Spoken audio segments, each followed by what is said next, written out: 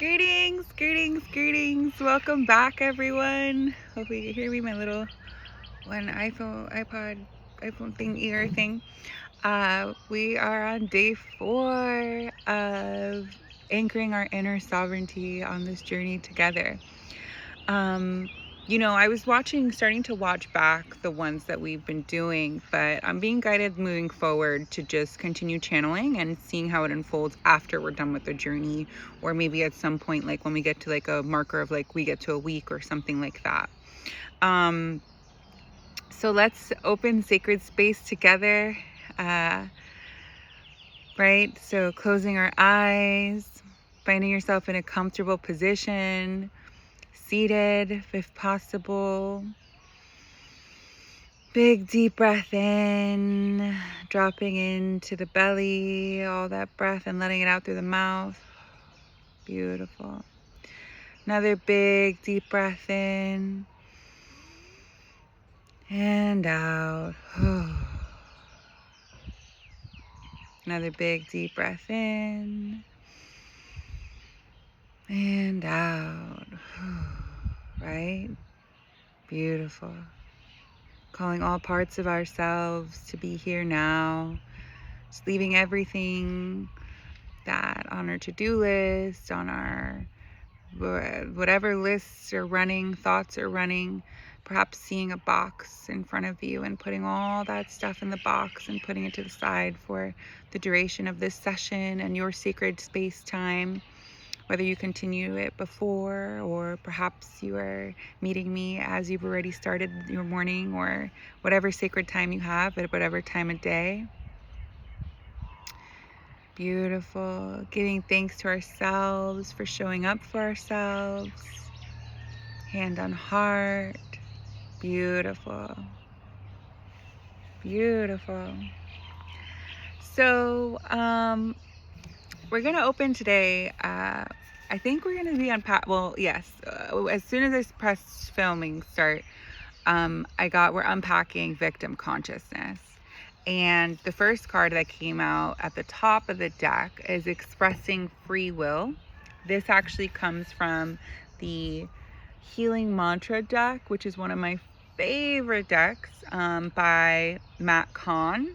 I definitely recommend it. And the mantra is, my choices determine how brightly I shine, right? There's definitely this message of like rewiring out of victim consciousness is a choice by choice endeavor, choice by choice journey. And there is slips and fallbacks and U-turns and, quantum leaps, like almost like sometimes a big message that's been coming through for the collective over the past couple of months for a lot of different people on different points in their path is like, pulling back the bow, looking like you're going backwards, but you're really getting ready to jump really far ahead, and just trusting the process, right? And we talked yesterday about like, if we don't have trust, if we don't have faith, that the first step is owning that we don't, or we feel that we don't, and then working on the building of it, right? And so, yes, that's how you start to move it, surprisingly, right? As accepting like this is what you're experiencing, and then you move forward. It's so interesting how there are different perspectives and angles on this energy, and I invite you to notice when we're sharing here in this space together collectively, what it is that comes up for you. What are the connections you can make to your own understandings, your own inner knowings, your own teachings, your own experience? It's super important to make those connections and discern what is for you and what is not. It is so much bigger than we think what we do together, which makes me so excited and happy and honored to be holding this space. So let's get the reading. All right, let's get our readings. I like jumping into the readings first. Okay. Ooh, all right. And just trusting that these messages are the exact messages we need in the exact order we need them for this journey for us, right? Interesting enough, I opened a page to a book in my book, the language of letting go that we're working with this round, in this journey. And soothing and patience, this card was actually in here. So there is nothing to do but wait. I felt that sting someone, whatever message that was for. And there's another message here. I'm going to read this and then we'll get to the reading. Dispelling sadness. I will feel better once I get the rest I need. So what I'm getting is like being in that in-between space of not being who we not, I want to word this correctly. Okay. On a certain level, we already are all the things we wish to be that already exist within us. And we are just doing the work of catching up our physical reality to that higher dimensional reality truth. So like there's a version of you that already is in your sovereignty. And on this journey, we're just catching the version of you watching through these next 18 days or so to actually catch up, and they become one, right? And you're embodying that version of you that's already in your inner sovereignty and anchored in that, right? And so I'm feeling that space of that in between, like that gap space. I'm even hearing other readers and different, there's like all these messages of like, you know, when we're in that gap of changing habits, of not catching up, but embodying more and more of that version of ourselves that already exists. And then our habits change, our choices change. The best, most sustainable change we can make when coming into our power is understanding our identity, understanding who we truly are, and changing our level of consciousness, right? Which is like undoing that victim consciousness, right? That we're chipping at every day together, right? We're doing a little chunk every day, bite-sized chunk. And that is what makes the change sustainable. That is what makes the change unchangeable. It makes it anchored. It makes it, you jump to the next level. So I'm just feeling that energy of being in the gap. So if you feel that energy of like, I'm doing the changes, I'm starting, I'm slipping back and forth, I'm committing, I'm doing this, like give yourself grace. Like that is part of the work. This is part of the journey, and that's super normal and common to experience as you're undoing so much that has been indoctrinated, ingrained, taught to us directly, indirectly from all of our different experiences since coming into our bodies on earth. And before, right? We could even argue like all these lifetimes. So yeah, just breathe into that. So if you're feeling impatient and you're like, Sabrina, like where is this change? Like when is it gonna come? It's like that is where there's nothing to do but wait comes in, right? There's nothing to do but wait. There's nothing to do but do what you know to do, and everything is happening. I'm hearing a message I heard from a teacher recently about how nature, right? And nature, one could argue, is of the divine, a rendition of the divine, or an aspect of the divine, right? Yes. And so that nature even has seasons and grows and slows, but even when it's slowing, it's still growing, right? Even though it's super slow growth. So it's about trusting, like when things slow down or things are going slower, there's so much more happening behind the scenes at different levels of our experience. Yeah, that's really beautiful. So I pray that this helps soothe that impatience, right? Coming together in this space every day and growing. It's an opportunity to grow that patience. It's an opportunity to grow that appreciation, to do what we know we need to do. Like, right? Like we want this, and that, but have you done what X, Y, and Z that you already know needs to be done? You know? Are you doing those things every day? You know? And again, like everything has its place and time. So there will be times of intense spiritual work and intense like learnings and teachings and upgrades. And there will be in times of intense rest, which is just as productive. Intense, all those practices don't resonate with me anymore. What practices do I do now? You know what? Maybe I'm not doing practices. I just need to go be in my body. I need to go outside. I need to dance. Like it just doesn't, I need to flow. Like I can't have a routine right now. What's important to me is being so present that I just ask myself every moment, what do I need to do? What do I need to do? What do I need to do? Yeah. It's so beautiful to be putting our our ego identities to the side in this space together. And I'm so honored, and I'm grateful for you, brother, sister, siblings, sibling, brother, sister, sibling, sister, brother, sister, sibling, brother. Like there's no order to that. But you know, I'm grateful. I'm appreciative for you willing to do this work and to show up and to receive what it is that I'm sharing, you know, that I'm conduiting for us. It's so sacred. Yeah, today feels so much softer. We'll see what tomorrow brings, and we'll just see what every day brings. So, okay, that feels complete. It's 11:22. We're going to, okay, I'm getting drawn to this longer reading. Okay, so I'm going to read it and we're going to go with it, okay? Feelings on the job. This is page 60 in the Language of Letting Go, if you have this book. I'm furious about my job. Another man got a promotion that I believe I deserve. I'm so mad I feel like quitting. Now my wife says I should deal with my feelings. What good will that do? He still got the promotion. Anonymous. There was a quote that started. And now here the reading starts.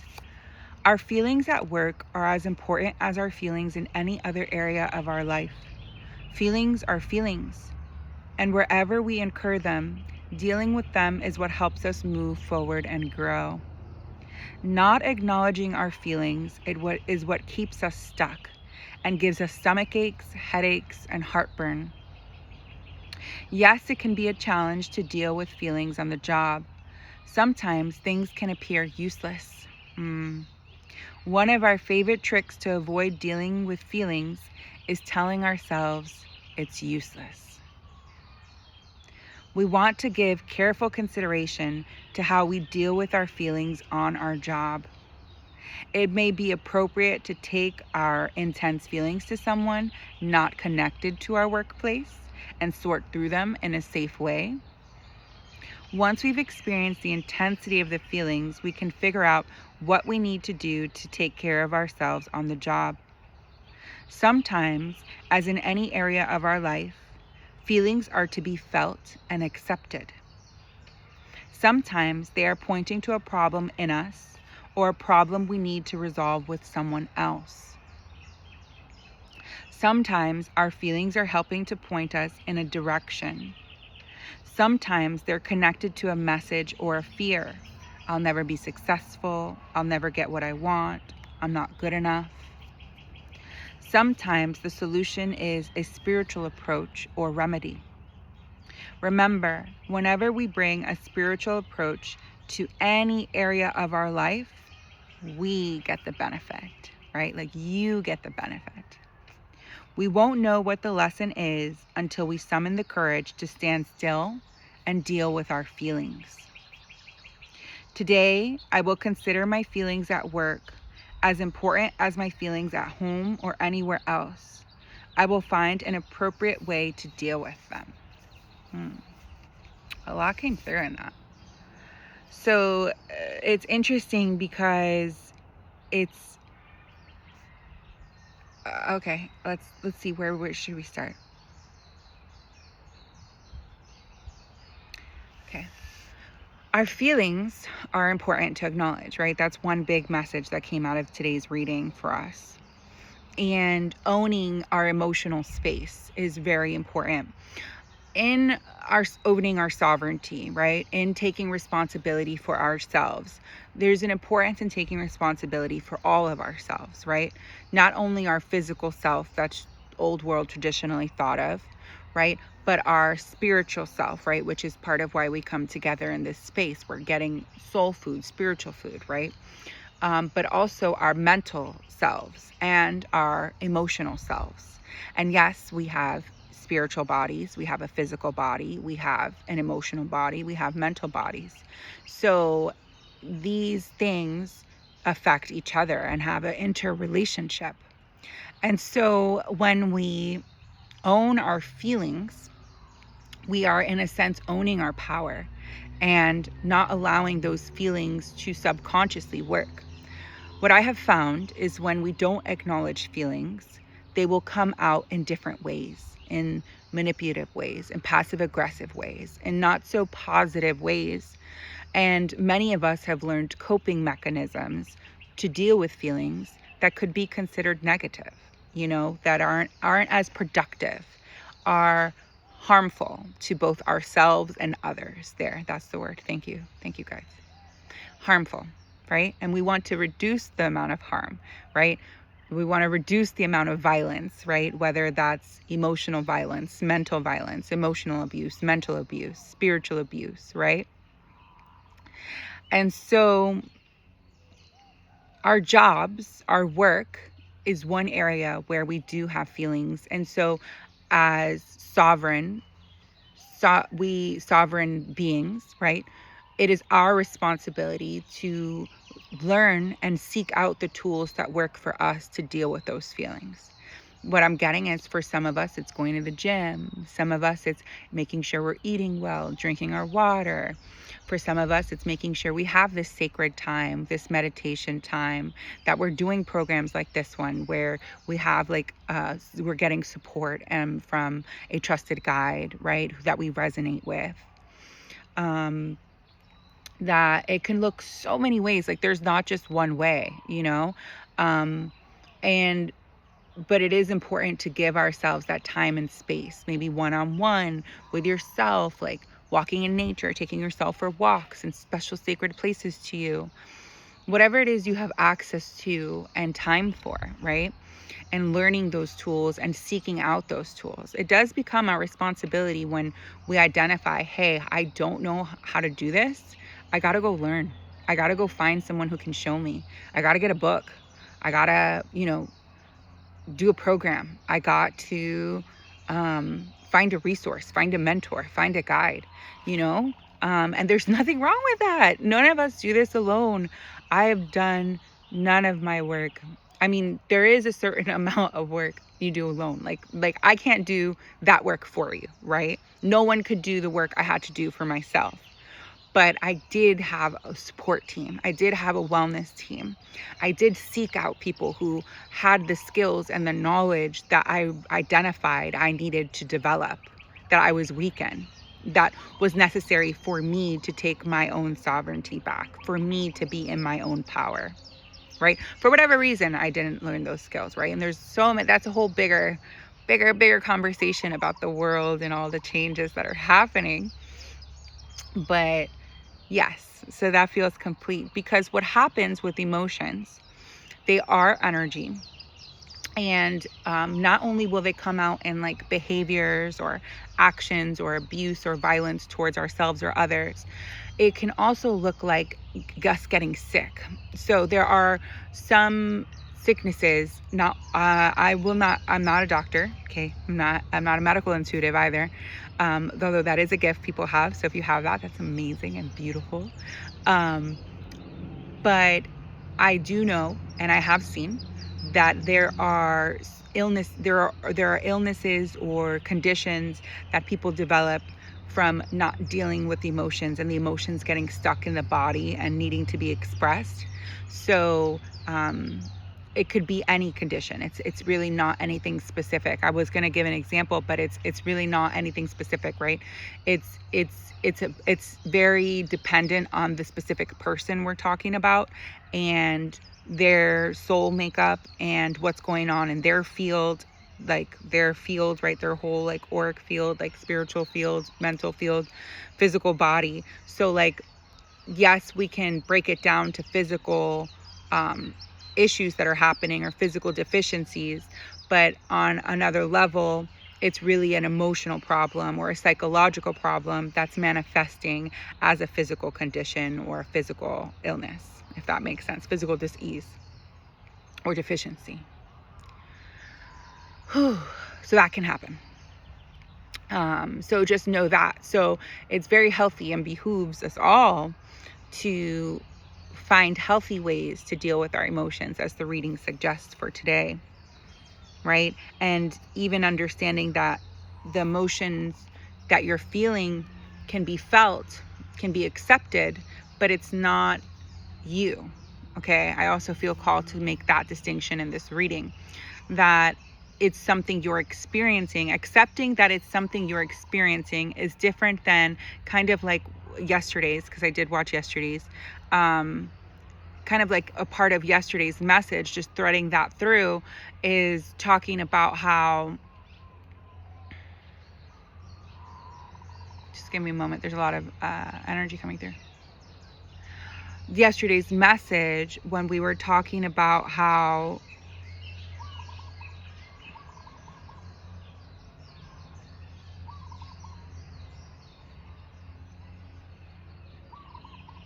we are not the behaviors, that's not our identity, but we have, like, there are behaviors we did, right? Like, there are things we're trying to change, but that's not our identity, right? We've been living in victim consciousness, but that's not our identity, right? There's like a space there, right? So like, we're not the emotions we're experiencing, we are the awareness behind the emotions, the awareness behind those misbehaviors, seemingly so, if that's how you're labeling them, and honoring like what's true for you. Like for me, drinking alcohol is one of those behaviors, right? But that's not that doesn't define you, doesn't define me. It was an outside behavior manifestation pointing to something else that was going on. And the same thing with our emotions. They're just more data, right? Just like thoughts. Thoughts are not us. Today, it seems we're very focused on the emotional body aspect of our sovereignty. But our thoughts, I'll just put this here so it's here connected. Our thoughts are not us, right? But it does help to honor that this is what we're experiencing. This is what happened. This is the behavior I did do, but that's not me. This is the emotion I am experiencing, but it's not me, right? You are the holy divine child, precious, untouched, and loved by all of the universe, by God, pure benevolent source. No matter what you've done or don't do, no matter how you've learned to cope with your emotions or not, no matter how you've learned to deal with thoughts or understand thoughts. Because we give away our power when we identify with these emotions, with these thoughts, and with these behaviors as markers of our worth, of our identity, of our value, beloved. Okay? It's coming through very strong, 23-22. So, yes, this is the bite size for today. Just understand that, let that in. Let's breathe. Yeah. Good work.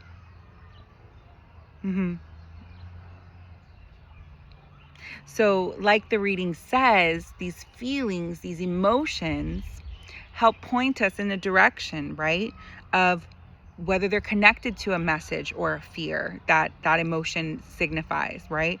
And then that gives us another work we could do, or another avenue of healing we can experience, right?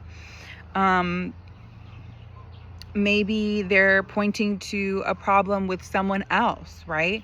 The point is they're data, right? And so, wow, that's so beautiful. It's so beautiful because I can see it in my own life, you know? We're all in this program together. We're all getting this healing together. We're all experiencing it. I've noticed whenever I hold space, I have to live it. And then I share, right? Because there's something to embodied teachings, embodying who we truly are, that just make them more powerful, to holding a container space. Okay. Yes. So yeah, and they can even be helping you point in a direction, right? Like that's the other piece that's coming through. Yeah, and having safe ways to sort through them. Safe ways could be even journaling. Safe ways could be, I don't know, journaling's a big tool I've used, so I definitely would recommend it. But if that doesn't feel good, maybe it's recording voice notes to yourself that are private, that are not for anyone else to ever hear.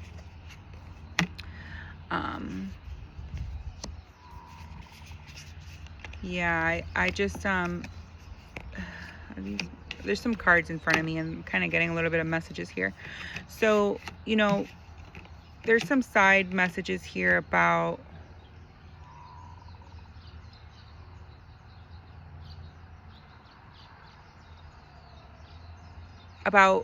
kind of blocks that people are experiencing. This is going to go a little bit longer for today.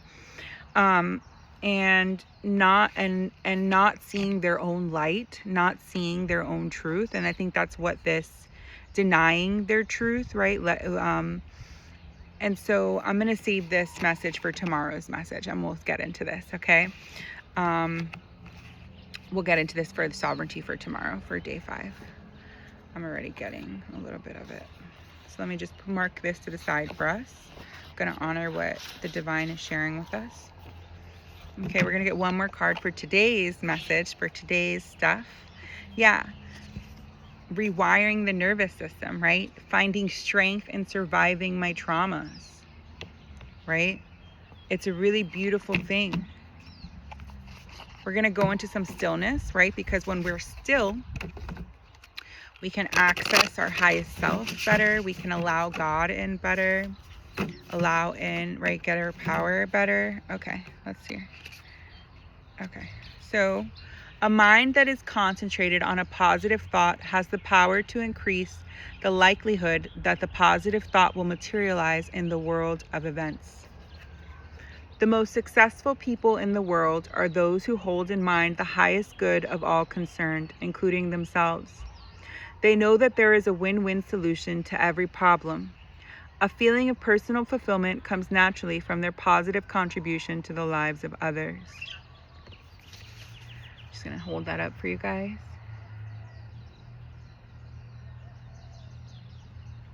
Yeah, this journey is so important, and I'm so grateful for those of you that are here, because I know that you all are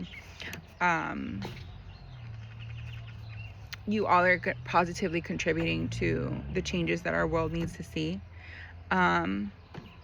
And I'm just honored to be supporting you and helping hold space for those activations and those realizations to come through that much easier. You know, we talked a lot about Jesus in the first couple of days, and it's like we all do this. Like it's like this contradiction, this paradox of we don't do anything alone, right? We have God and each other to support each other and to share with each other our gifts and our light. And at the same time, we do it all alone. Like we have to do our own work, right? We all have our own work within our blueprints, within our bodies, within our fields that must be done only by us, that can only be done by us. So it's like we hold each other's hands as we do it. And it's really a beautiful thing.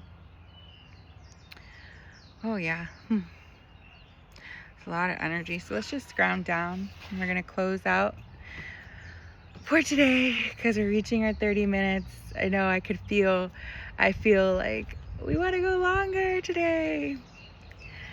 You know, I will go straight into tomorrow's class, and it'll be a continuation of this energy that we're in together. So I just want to honor the time that we have or don't have, and make sure we do our moment of silence. And I invite you to use these mantras for today, right? My choices determine how brightly I shine. I will feel better once I get the rest I need. There is nothing to do but wait. And I find strength in surviving my traumas. All right, so let's do our 3 minutes of silence. Hand on heart, maybe a hand on the lap, sitting up straight.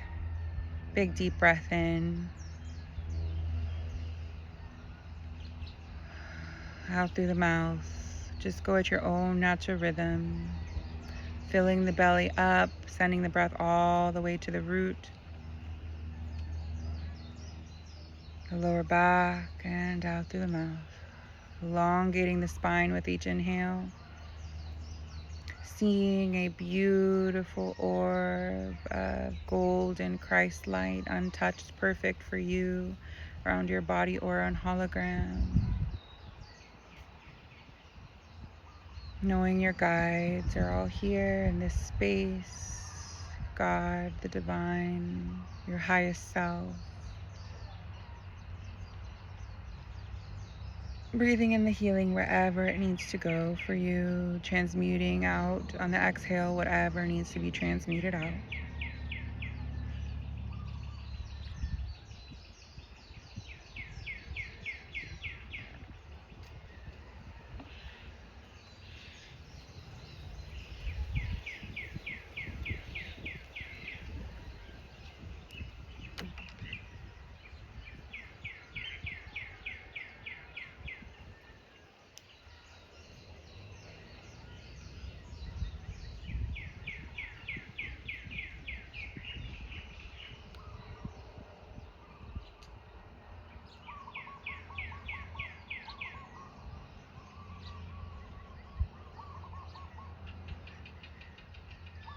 Continuing to breathe deeply.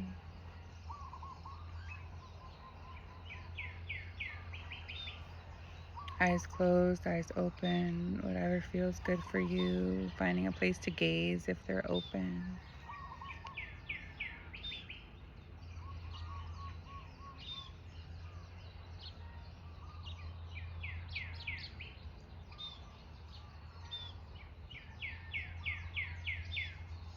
Receiving any messages, healing, even feelings are miracles. When we feel better, we feel the peace within our heart space spreading out through all of our body.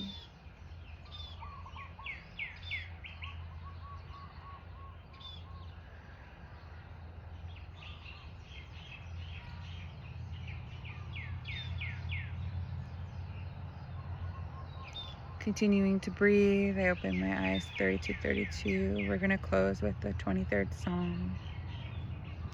The Lord is my shepherd, I shall not want. He maketh me to lie down in green pastures. He leadeth me beside the still waters. He restoreth my soul. He leadeth me in paths of righteousness for his name's sake. Yea, though I walk through the valley of the shadow of death, I will fear no evil. For thou art with me, thy rod and thy staff, they comfort me. Thou preparest a table before me in the presence of mine enemies. Thou anointest my head with oil, my cup runneth over. Surely goodness and mercy shall follow me all the days of my life, and I will dwell in the house of the Lord forever. Palms pressed together, thumbs into heart center. Big deep breath in, activating the thymus gland. Thank you so much for showing up today, family. So excited for tomorrow's class and all the classes and services, part meditation, part card reading, part class, part church, all of the things, part energy work. So thank you, thank you, thank you. So much love.